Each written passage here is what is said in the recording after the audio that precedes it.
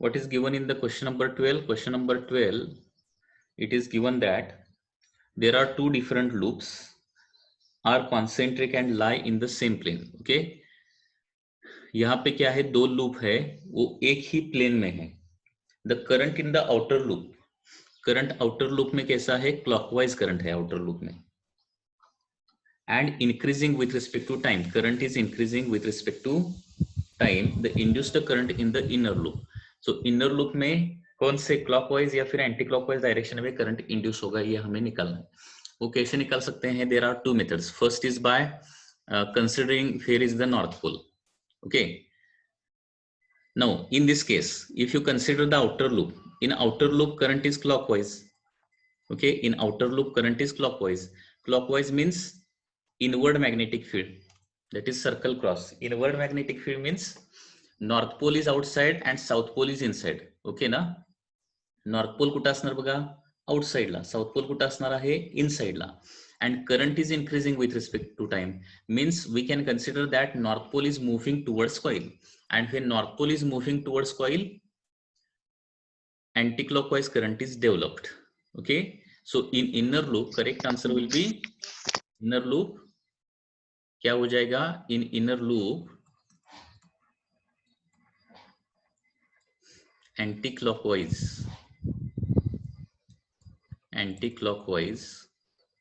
current is induced. What is another method? Another method में क्या बताया मैंने, इधर करंट, अभी देखो ये left hand side only consider करो, इतना सेक्शन ओनली कंसिडर करो. इस सेक्शन में क्या हो रहा है, in this conductor current is upward and this is increasing with respect to time. अगर इस कंडक्टर में करंट अपवर्ड है, increasing with respect to time है, तो इसमें इंड्यूस कैसा हो जाएगा, डाउनवर्ड इंड्यूस हो जाएगा. ओके, म्हणजे इथला करंट जर वाढत असेल विथ रिस्पेक्ट टू टाइम तर काय होणार आहे, त्याच्या अपोजिट डायरेक्शन करंट डेव्हलप होतो. आणि इथला करंट कमी होत असेल विथ रिस्पेक्ट टू टाइम तर काय होतो, सेम डायरेक्शन करंट डेव्हलप होतो. हे आपण कन्सिडर केलेलं आहे. ओके, म्हणजे दोन स्ट्रेट कंडक्टर जवळपास असतील, हे आपण बघितलंय ना, दोन स्ट्रेट कंडक्टर जवळपास असतील, एकामध्ये करंट असेल दुसऱ्यामध्ये करंट नसेल, आणि हा सपोज हा क्लोज्ड लूप असेल. ठीक आहे, तर याच्यामधला current with respect to time वाढायला लागला की याच्यामध्ये काय होतो, अपोजिट डायरेक्शन करंट डेव्हलप होतो. ही पण मेथड तुम्ही यूज करू शकता.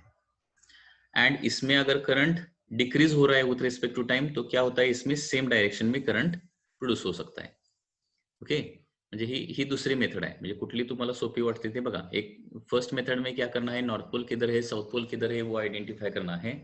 और सेकंड मेथड में क्या करना है, एडजेसेंट साइड्स देखना है, एडजेसेंट साइड्स. ओके, अगर एक साइड में करंट बढ़ रहा है तो एडजेसेंट साइड में क्या होता है, करंट अपोजिट डायरेक्शन में डेव्हलप होता है. करंट जर वाढत असला तर अपोजिट डायरेक्शन मध्ये इंड्यूस होतो, आणि करंट अगर करंट कम हो रहा है तो क्या होता है, सेम डायरेक्शन में करंट इंड्यूस होता है. So that is the logic you can use. So this is about question number 12. Next, question number 13. In question number 13, what is given? Lenz law is due to the conservation of, Lenz law is conservation of energy. Okay, Lenz law is the conservation of energy. So answer आ जाएगा C answer. Now in Lenz law, how the energy conservation takes place, that I am going to discuss now. Okay, suppose this is a coil, this is a coil which is having a closed circuit. Okay, this is coil, and suppose this is a magnet having north pole and the south pole. This is a magnet. When north pole is moving towards coil, north pole moving towards coil, what will happen, magnetic flux will change. अगर north pole यहाँ पे move होगा तो क्या हो जाएगा, coil का magnetic flux change हो जाएगा. कॉइल का मैग्नेटिक फ्लक्स अगर चेंज हो जाएगा तो क्या हो जाएगा, इसमें ईएमएफ इंड्यूस हो जाएगा, और इंड्यूस्ड ईएमएफ की वजह से क्या हो जाएगा, यहाँ पे नॉर्थ पोल क्रिएट होगा. North pole, when north pole is moving towards coil, on same side of the coil north pole is produced. We know this. Okay, now there is a repulsion between north and north, and therefore what will happen, due to this repulsion, okay, ये repulsion की वजह से क्या हो जाएगा, हमें इसे आगे travel करने के लिए, मूव करने के लिए फोर्स लगाना पडेगा, इझिली नाही जाएगा वो, बरोबर आहे ना. नॉर्थ पोल कॉइलकडे जर न्यायचा असेल तर इथं हा नॉर्थ पोल आणि कॉइलमध्ये, कॉइलच्या करंटमध्ये, कॉइलचा जो इंड्युस्ड करंट आहे त्याच्यामुळे प्रोड्यूस झालेला नॉर्थ पोल यांच्यामध्ये रिपल्शन असणार आहे. या रिपल्शनमुळे हा नॉर्थ पोल इझिली कॉइलकडे जाणार नाही. कॉइलकडे न्यायचं असेल तर काय करावं लागेल, आपल्याला फोर्स लावावा लागेल. इथं फोर्स लावल्याशिवाय तर जाणार नाही, कारण रिपल्शन आहे ना. आता फोर्स लावला आणि डिस्प्लेसमेंट झाली तर काय होणार आहे, here some work is done by the external agency. Work done by external agency. External agency कडून काय होणार आहे, तिथं वर्क डन होणार आहे. आणि हे झालेलं वर्क डन जे आहे that is converted into electricity, that is electrical energy. म्हणजे अशा प्रकारे we know the law that is energy can neither be created nor be destroyed, it can only be converted. अगर कॉइल में electrical energy produce हो रही है तो वो किधर से आनी चाहिए, वहां डायरेक्टली वो प्रोड्यूस नहीं हो सकती. It can only be converted from somewhere. Okay, तो यहाँ पे क्या हो जाएगा, ये मैग्नेट कॉइल के नजदीक ले जाने के लिए यहाँ पे क्या करना पड़ेगा, वर्क डन करना पड़ेगा. And that work done is converted into electrical energy. म्हणजे मी काय सांगतोय ते लक्षात येते का, इथं जर कॉइल नसेल तर मॅग्नेटला तुम्ही जर मूव्ह केला तर तो इझिली मूव्ह होईल. परंतु ज्यावेळी तुम्ही इथं कॉइल ठेवणार त्यावेळी तो मॅग्नेट तसा इझिली मूव्ह होणार नाही. कारण कॉइल मधला इंड्युस्ड करंट काय करतो, त्या कॉइलला, त्या मॅग्नेटला इझिली जवळ येऊ देत नाही किंवा त्या मॅग्नेटला इझिली दूर जाऊ देत नाही. ओके, कारण तिथं तो ती कॉइल काय प्रोड्यूस करते, तिथं एक तर अट्रॅक्शन प्रोड्यूस करणार आहे किंवा रिपल्शन प्रोड्यूस करणार आहे. ड्यू टू दॅट अट्रॅक्शन और repulsion the magnet can not move very easily. Okay, so to move that magnet certain force is always required and due to this force some work is always done by the external agency. म्हणजे तो magnet move करण्यासाठी जे काय आपण वापरणार आहे, जे काही एजन्सी वापरणार आहे ती एक्सटर्नल एजन्सी काहीतरी असेल ना, कोणतरी ऑपरेटर असेल, पर्सन असेल किंवा एखादं इंजिन असेल. त्या इंजिनच्या साहाय्याने काय करणार आपण, त्या मॅग्नेटला कॉइलकडे किंवा कॉइल पासून दूर नेणार आहे. म्हणजे त्या मॅग्नेटला कॉइलकडे नेण्यासाठी किंवा कॉइल पासून दूर नेण्यासाठी वर्कडन हे करावंच लागणार तुम्हाला. Without work done the magnet can not move towards और अवे फ्रॉम द कॉइल. हे कशामुळे होणार, due to the force of attraction or repulsion between magnet and the coil. Okay, so once again I am telling, when north pole is moving towards coil, in the coil north pole is created and therefore repulsion is produced. Okay, to move that magnet further external force is required. Okay, and therefore with that force we are moving that magnet towards the coil, and in this process some work is done by the external agency. Some work is always done by external agency to move that magnet towards coil. Okay, and therefore some work is done by the external agency and that work is converted into the electrical energy. म्हणजे जेवढं work done बाहेरून होणार आहे तेवढ्याच amount मध्ये electrical energy काय होणार आहे, कॉइल मध्ये जनरेट होणार आहे. त्याच्यापेक्षा जास्त कधीही जनरेट होत नाही. So this is according to the law of conservation of energy. Law of conservation of energy नुसारच हे होते. इथं इलेक्ट्रिकल एनर्जी फुकट निर्माण होत नाही किंवा काहीही न करता निर्माण होत नाही. बाहेरून त्याला मॅग्नेटला काय करावं लागणार, मूव्ह करण्यासाठी फोर्स लावावा लागणार आहे, तिथं वर्क करावं लागणार. That work is converted into electrical energy. Hence Lenz law is law of conservation of energy. हे लक्षात ठेवा. Lenz law is according to law of conservation of energy. So according to Lenz law there is a repulsion between magnet and coil, and to overcome that repulsion certain force is required to be applied, and that force and displacement is nothing but work done, and that work is converted into the electrical energy. Okay, so remember this thing, Lenz law is nothing but law of conservation of energy. Question number 14.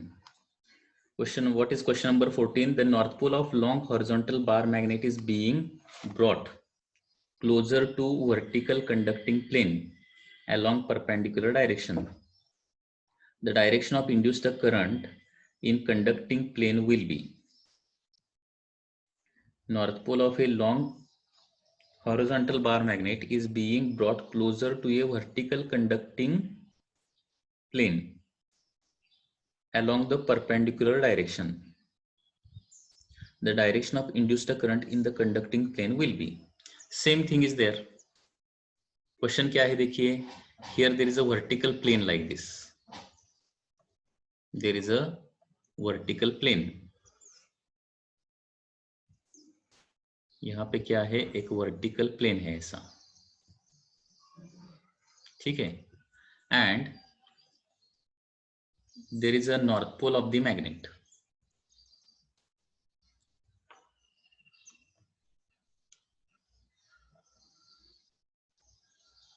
Like this.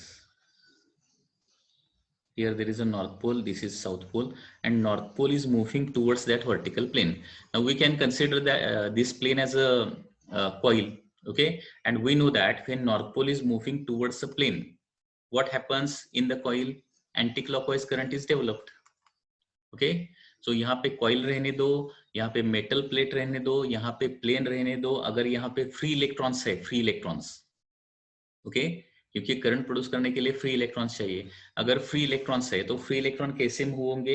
In anti clockwise direction move होंगे, because when north pole is moving towards coil, that end of coil acts as a north pole, and to produce north pole anti clockwise current is necessary, okay. So answer is anti clockwise, okay. So 14 का answer क्या आ जाएगा? D is the answer. Question number 15. There is a uniform magnetic field directed perpendicular and into the plane of a paper. Suppose this is a question में क्या दिया है देखिए. This is a plane of a paper. This is a certain plane. And यहाँ पे magnetic field कैसा है? It is perpendicular to this plane and directed inward. Inward direction में magnetic field है, okay. An irregularly shaped conducting loop is slowly changing into circular loop in the plane of the paper. Then there is an irregularly shaped conducting loop slowly changing into circular loop in the plane of paper. Then current, यहाँ पे क्या दिया है? There is one irregularly shaped conductor is there. Okay, irregularly shaped conducting loop is there, and that is slowly converted into circle like this.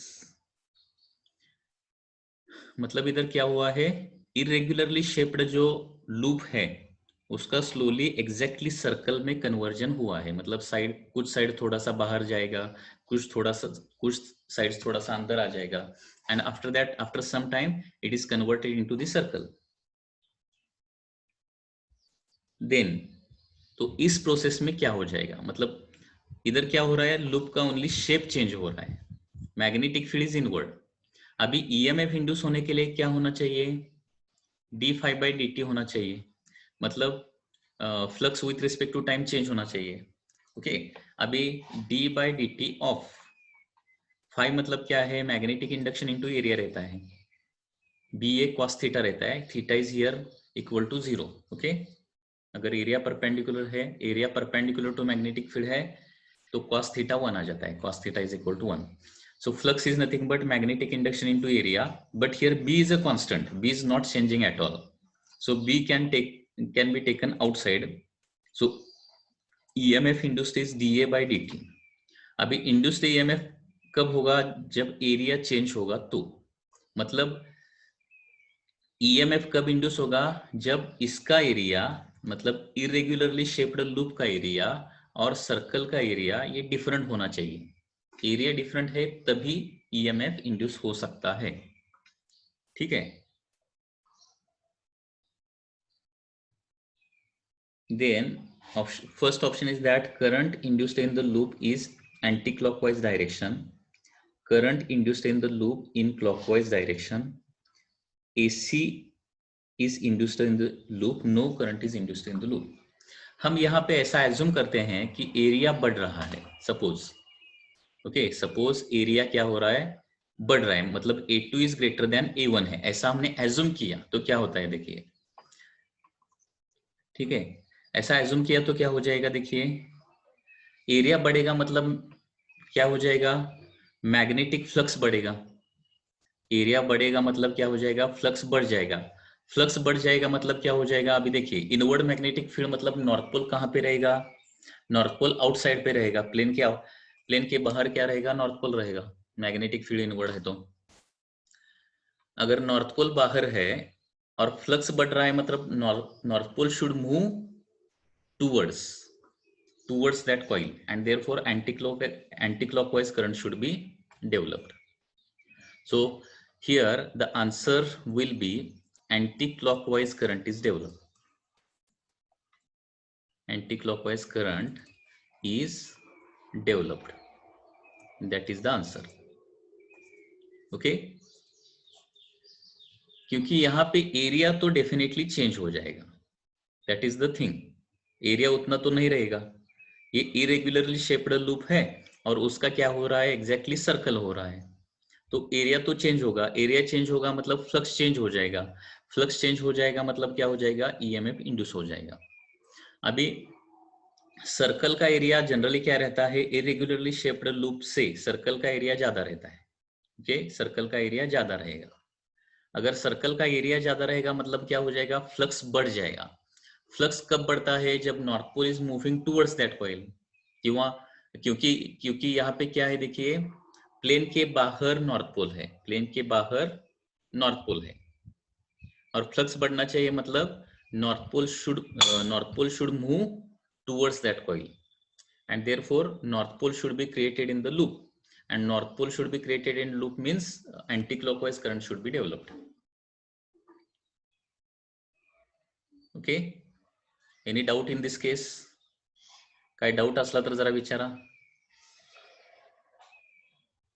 याच्यामध्ये काय doubt आहे का या question मध्ये, question number 15 का रिपीट करायला पाहिजे?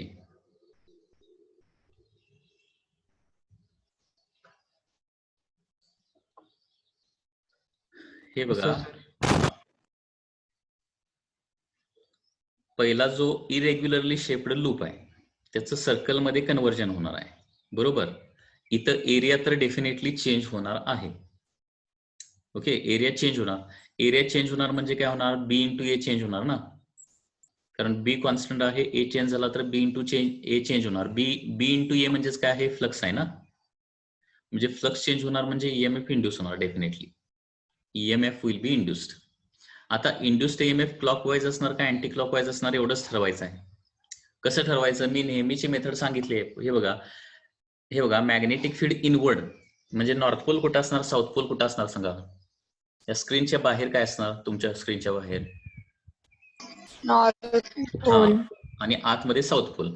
आता ते फ्लक्स वाढायला पाहिजे म्हणजे नॉर्थ पोल जवळ न्यायला पाहिजे का दूर न्यायला पाहिजे, नॉर्थ पोल जवळ न्यायला पाहिजे ना, तरच फ्लक्स वाढणार. हा, आणि त्याच्यामुळे काय होणार आहे, नॉर्थ पोल जवळ न्यायचं म्हणजे काय होणार, तिथे नॉर्थ पोल जनरेट व्हायला पाहिजे ना, नॉर्थ पोल जनरेट व्हायला पाहिजे म्हणजे काय, अँटी क्लॉकवाईज करंट डेव्हलप व्हायला पाहिजे, लक्षात येते ना. So anti clockwise current should be developed. आणि एरिया जर कमी होत असेल विथ रिस्पेक्ट टू टाइम, म्हणजे A1 चं A2 मध्ये कन्व्हर्जन झाल्यानंतर एरिया जर कमी झाला तर त्याचा मिनिंग काय होणार, फ्लक्स कमी होणार, फ्लक्स कमी होण्यासाठी काय करावं लागेल, आता बाहेर नॉर्थ पोल आहे तो दूर न्यावा लागेल आणि साऊथ पोल मग जनरेट होईल. पण जनरली आपण इथं असं ऍझ्युम करून चालू लागलोय की एरिया काय होणार आहे, वाढणार आहे, असं ऍझ्युम करायला लागलोय. Okay, so once again area increases means flux increases, flux increases म्हणजे नॉर्थ पोल जो प्लेनच्या बाहेर आहे तो कॉइल कडे जाणार अँड देअरफॉर हे 14 नंबर प्रमाणे होणार ना, नॉर्थ पोल कुठल्याही प्लेनच्या जवळ जर जात असेल तर काय होतो, किंवा कॉइलच्या जवळ जर जात असेल तर अँटी क्लॉकवाईज करंट डेव्हलप होणार. Okay, any doubt in this case? No sir. No sir. Next, motional EMF. Next we are going to study is the motional EMF.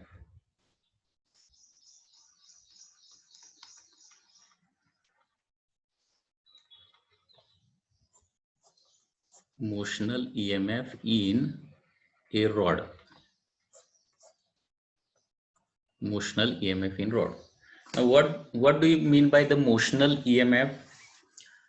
Motional EMF is nothing but it is like this. Suppose here there is a magnetic field, okay, and there is one rod which is placed perpendicular to the magnetic field. There is a rod which is placed perpendicular to a magnetic field like this. So this is the rod, and this rod is having length L, okay, and it is moving through this magnetic field with speed phi. हे बघा मी काय सांगितलं, या ठिकाणी एक magnetic field आहे आणि त्या मॅग्नेटिक फील्ड मध्ये काय ठेवलेलं आहे, फॉर एक्झाम्पल PQ हा काय ठेवलेला आहे, एक रॉड ठेवलेला आहे, रॉड किंवा स्ट्रेट कंडक्टर आहे, स्ट्रेट कंडक्टर. PQ हा एक स्ट्रेट कंडक्टर आहे. हा PQ हा स्ट्रेट कंडक्टर फी या व्हेलॉसिटीनं जर आपण मॅग्नेटिक फील्ड मध्ये मूव्ह केला फी या स्पीडनं, ठीक आहे, तर या रॉड मध्ये काय होतो, EMF इंड्यूस होतो आणि त्यालाच काय म्हणायचं, मोशनल EMF. म्हणजे रॉड, कुठलाही रॉड मॅग्नेटिक फील्ड मध्ये मोशन मध्ये असेल तर त्या रॉड मध्ये काय होतो, EMF जनरेट होतो, व्होल्टेज. त्या रॉडच्या दोन टोकामध्ये काय होणार आहे, सर्टन व्होल्टेज डेव्हलप होणार आहे, ओके. त्याला काय म्हणतो आपण, मोशनल EMF असं म्हणतो.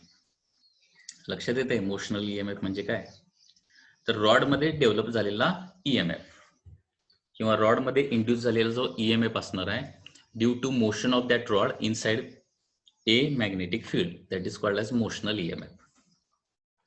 Once again I am telling, motional EMF is nothing but EMF induced in the rod, okay. Motional EMF is the EMF induced in the rod when that rod is moving with certain velocity in a magnetic field. कुठलाही rod, simple rod आपण घेतला, loop तर आहेच, पण simple rod जरी आपण घेतला आणि मॅग्नेटिक फील्ड मध्ये जर मूव्ह केला, ट्रॅव्हल केला, तर काय होणार आहे, तिथं त्या दोन टोकामध्ये व्होल्टेज जनरेट होतं, सर्टन व्होल्टेज काय होणार आहे, जनरेट होणार आहे. This is called as motional EMF. So let's derive the formula for motional EMF, okay. Motional EMF चा फॉर्म्युला आपल्याला डिराइव्ह करायचा आहे. Suppose this is a rod PQ which is moving with velocity phi inside a uniform magnetic field B. बघा PQ हा एक rod आहे, त्याची length किती आहे, L आहे, आणि तो फी या स्पीडनं बी या मॅग्नेटिक फील्ड मध्ये ट्रॅव्हल करायला लागलाय, ओके. आता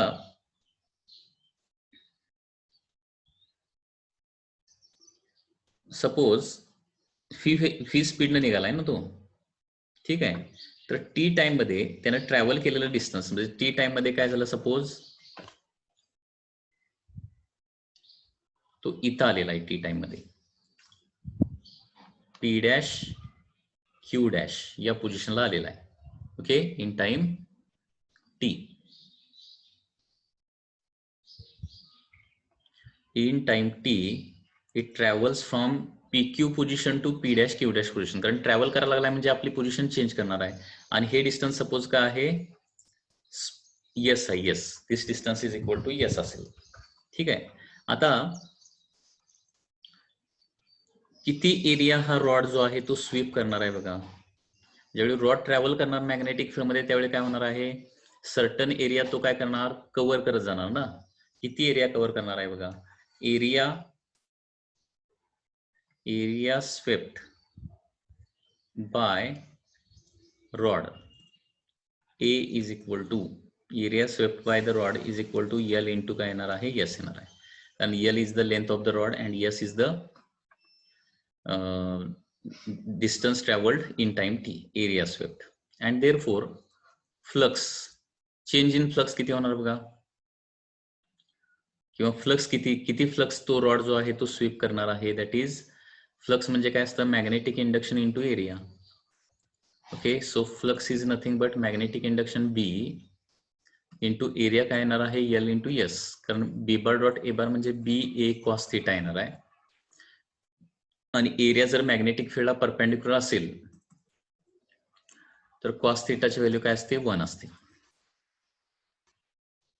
कारण एरिया वेक्टर कसा येणार बघा, इनवर्डच येणार आहे एरिया वेक्टर, आणि बी देखील कसा आहे, इनवर्डच आहे. एरिया वेक्टर माहिती आहे ना, एरिया वेक्टरची डायरेक्शन म्हणजे एरियाची परपेंडिक्युलर, सो एरियाची परपेंडिक्युलर आणि बी दोन्ही पॅरलच आहेत, म्हणजे थिटा 0 येणार, थिटा 0 आला की कॉस थिटा 1 येणार आहे. हा झाला flux. And therefore EMF induced in the rod काय येणार आहे, दॅट इज मायनस d∅dt ना. So minus d/dt of BLS येणार आहे. मग E is equal to minus BL तर कॉन्स्टंटच राहणार, बी पण चेंज होत नाही आणि लेंथ पण चेंज होणार नाही, परंतु yes with respect to time काय होणार आहे, वाढत जाणार किंवा वाढत जाणार आहे कंटिन्युअसली, ते चेंज होणार आहे. म्हणजे ds/dt फक्त राहणार. ओके, BL पुढे घेतलं, ds/dt राहणार. ds/dt म्हणजे काय असणार आहे, change in displacement with respect to time, कारण ही डिस्प्लेसमेंट डिवायडेड बाय टाइम म्हणजे काय येणार आहे, या रॉडचं स्पीड येणार आहे मायनस BLV. आता हे मायनस साइन म्हणजे फक्त काय दाखवणार आहे, डायरेक्शन दाखवणार आहे. सो इंड्युस्ड EMF येणार आहे BLV. इंड्युस्ड EMF चे मॅग्निट्यूड येणार आहे, हा एक इम्पॉर्टंट फॉर्म्युला आहे. मोशनल EMF चा फॉर्म्युला आहे BLV, हा लक्षात ठेवा, BLV. मोशनल EMF चा फॉर्म्युला काय असणार आहे, BLV असा फॉर्म्युला असणार आहे. Okay, BLV. B म्हणजे मॅग्नेटिक फील्ड, L म्हणजे length of that rod and V is the speed of that rod with which it is moving inside a magnetic field. ठीक आहे. तर इंड्युस्ड EMF जो असणार आहे तो कसा असणार आहे, किती असणार आहे, किती मॅग्निट्यूडचा असणार, BLV. हा आता एक महत्वाचा फॉर्म्युला आहे, तो तुम्हाला लक्षात ठेवावा लागेल. आता हा फॉर्म्युला व्हेक्टर फॉर्म मध्ये देखील माहिती असणं आवश्यक आहे. In vector form this induced EMF is equal to phi bar cross B bar into L. म्हणजे याच्यावरून काय करता येते तुम्हाला, इंड्युस्ड EMF अपवर्ड असेल, कारण PQ हा कंडक्टर म्हणजे इंड्युस्ड EMF ची डायरेक्शन P to Q असणार का Q to P असणार, हे तुम्हाला फाइंड करता आलं पाहिजे ना. इंड्युस्ड EMF ची मॅग्निट्यूड किती आली तुमची, BLV आली, परंतु डायरेक्शन कसं काढणार आहे, that is phi bar cross B bar into length, किंवा डायरेक्शन काढायचे झाले तर फी बार क्रॉस बी बारची डायरेक्शन काढायची आहे तुम्हाला. फी बार क्रॉस बी बार म्हणजे क्रॉस प्रोडक्टची तुम्हाला डायरेक्शन काढता आली पाहिजे. क्रॉस प्रोडक्टची डायरेक्शन कशी काढायची असते मी तुम्हाला एक सांगितलंय, तर त्यासाठी काय करायचं, use right hand palm rule. Okay, so this right hand palm rule we are going to study in the next lecture because time is remaining less than 1 minute.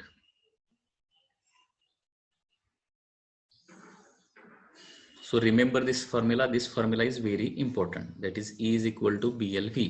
आणि डायरेक्शन इंड्युस्ड EMF ची direction P to Q असणार का Q to P असणार, कसं काढायचं, fee bar cross B बार ची direction तुम्हाला काढता आली पाहिजे. Okay, fee bar cross B बार लक्षात येते, फी बार क्रॉस बी बार ची डायरेक्शन तुम्हाला फाइंड आउट करता आली पाहिजे. फी बार क्रॉस बी बार, त्याच्यासाठी राईट हँड पाम रूल वापरा.